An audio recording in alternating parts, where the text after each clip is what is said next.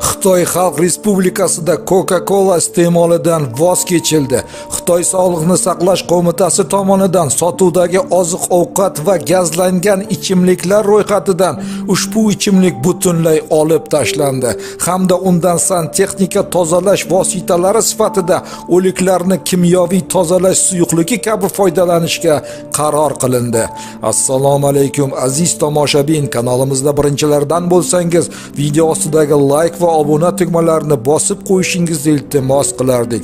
Bu siz uchun arzimas yumush, kanalimiz uchun esa o'ta muhimdir. Xitoy Respublikasining tegishli va inson salomatligiga mas'ul qo'mitalari tomonidan AQShni The Coca-Cola kompaniyasining alkogolsiz gazlangan ichimliklaridan Coca-Cola ichimligi iste'mol tovarlar ro'yxatidan olib tashlandi. Bunga sabab uning ingredientlari tarkibidagi inson salomatligi uchun qaytarib bo'lmas oqibatlarga olib keluvchi moddalar mavjudligi bilan izohlandi. Bu ma'lumotni isbotlash uchun Xitoy qamoqxonalaridan 500 ta mahbusni tajriba sinov sifatida foydalandi. Ularga kuniga 3 mahal 6 oy davomida Coca-Cola ichimligi berildi. 75 mahbus sinovlar natijasida vafot etdi. 150 ta mahbus nogironlik darajasigacha yetib bordi. Tekshiruvlar davomida ularda turli xil surunkali kasalliklar va sog'liq uchun yuqori darajadagi xavfli vaziyatlar vujudga keldi. Qolgan mahbuslarda o'rta og'ir holatlar, ichki a'zolarning yemirilishi aniqlandi. Tajribalar davomida ijobiy natijalar ham ma'lum bo'ladi. Ya'ni ushbu ichimliklardan sanitariya vositasi sifatida o'liklarni tozalashda foydalanish mumkinligi aniqlandi.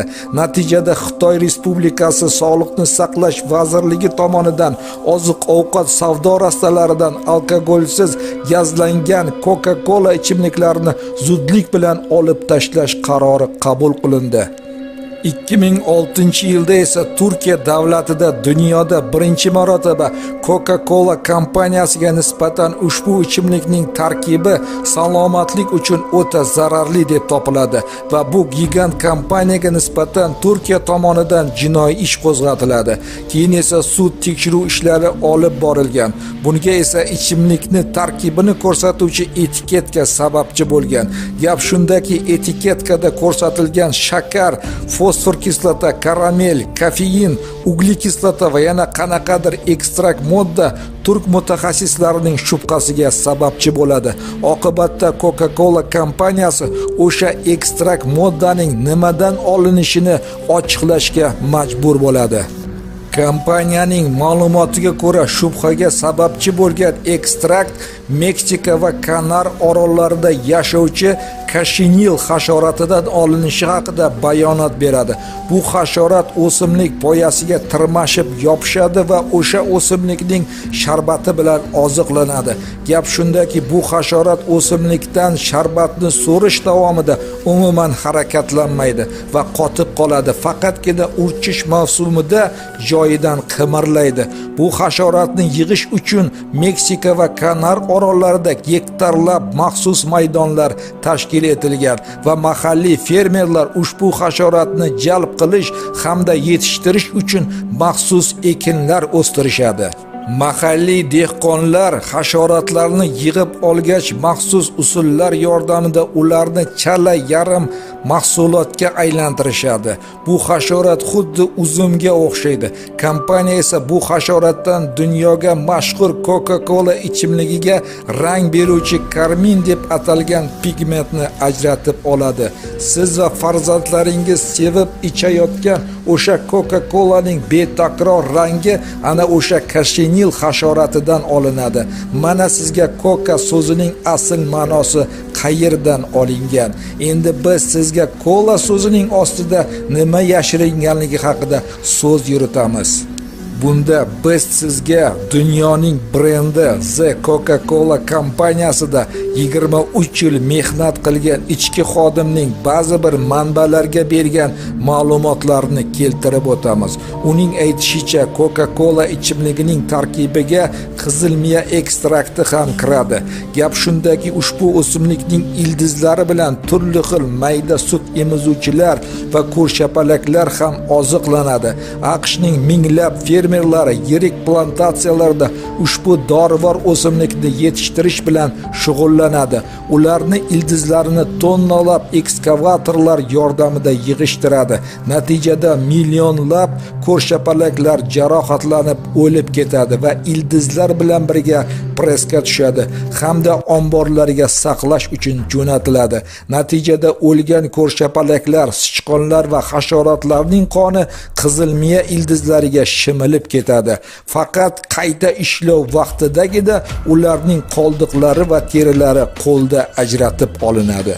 Afsuski, Coca-Cola ichimligining rangi qoramtir ekanligi va tarkibidagi shakarning ko'pligidan ushbu ichimlikda ko'rshapalaklar va turli xil mayda sichqon sifat kemiruvchilarning qoni hamda oshqozonining suyuqligi borligini hech kim fahmlamaydi. Albatta, bu gigant kompaniya o'z brend mahsulotini salomatlik uchun xavfli ekanligini berkitish maqsadida turli xil oziq-ovqat ximikatlari bilan ishlov beradi. Ushbu kompaniyada 23 yil ishlagan xodim biror marta ham Coca-Cola iste'mol qilmaganligini aytib o'tadi. Demokratik davlat bo'lgan AQShning Washington olimlari Coca-Cola tarkibidagi karamel moddasini umuman karamel emasligini isbotlab berdilar. Aslida karamel deyilayotgan ushbu modda shakar, ammiak va sulfit kislotaning yuqori bosim hamda yuqori haroratda olingan inson salomatligi uchun o'ta xavfli bo'lgan, hattoki o'limgacha olib boradigan aralashma ekanligini ma'lum qiladilar. Bu zahar inson organizmida ushbu ichimlikka nisbatan moyillikni vujudga keltirib, o'pka, jigar, oshqozon osti bezi saratonini hamda leykemiyani keltirib chiqarishini aniqlashadi. Shu bilan bir qatorda ichimlik tarkibidagi turli xil sitrus o'simlik va mevalarning efir moylari hamda ziravorlar aralashmasi deyilgan qo'shilmasi o'rniga efir bilan to'yintirilgan spirtdan foydalanilganligi ma'lum bo'ladi. Karmin moddasi esa yaroqsiz ekanligi isbotlanadi. Ehtimolki shuning uchun ham Coca-Cola ichimligini ko'plab davlatlar umuman ishlab chiqarishmaydi. Musulmon va islomni tan olgan davlatlarda esa bu ichimlikni sotish tugul mamlakatga olib kirish mutlaqo taqiqlangan. Hindiston Oliy sudi tomonidan mamlakatda ushbu ichimlikning sotuvi taqiqlangan. Angliya, Ukraina va Latviya davlatlarida maktablarning boshlang'ich sinf o'quvchilariga Coca-Cola ichimligini iste'mol qilinishi cheklangan. O'zingizni ehtiyot qiling, salomatligingizni qadriga yeting. E'tiboringiz uchun rahmat.